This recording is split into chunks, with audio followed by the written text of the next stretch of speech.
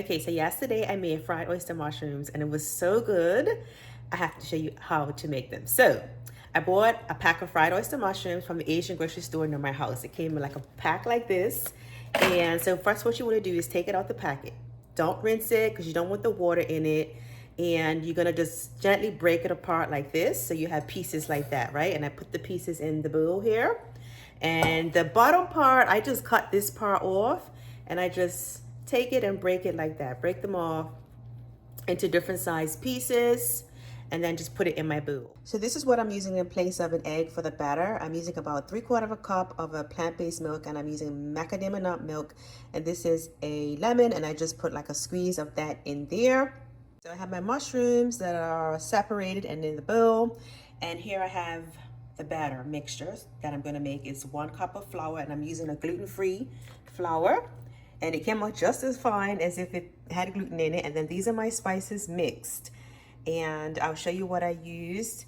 And this is the tapioca flour and cornstarch, a teaspoon of each. And these are all my spices mixed together.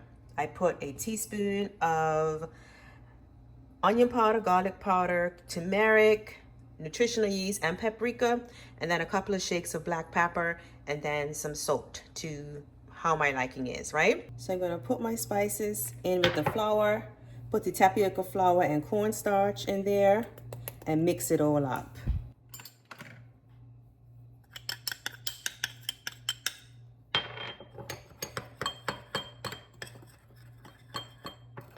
Now you get your assembly line going.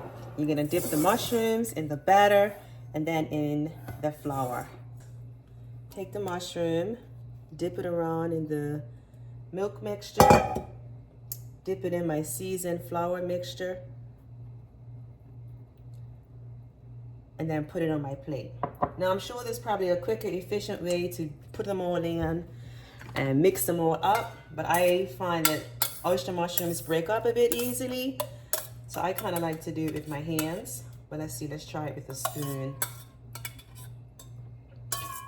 Now the only difference is that when you're not using an egg, the mixture is not as thick. The milk mixture is not as viscous, but that's what the cornstarch helps with. I might need to use some more cornstarch, but I'm just dipping it in the flour. And if you want extra crispy batter, you can do this twice. So I dip that in the flour and I can dip it back in the milk mixture and then back in the flour. That makes the batter even thicker and crispier. So this is my oyster mushrooms battered. Now I'm going to fry them in the oil. So it's frying in the pan, and you just want to keep an eye on it. I only put like 2 inches of oil. This is a small pan, and I have a nice gas stove that I love. And so you just want to keep an eye on it and take it out once it has the level of browning that you like.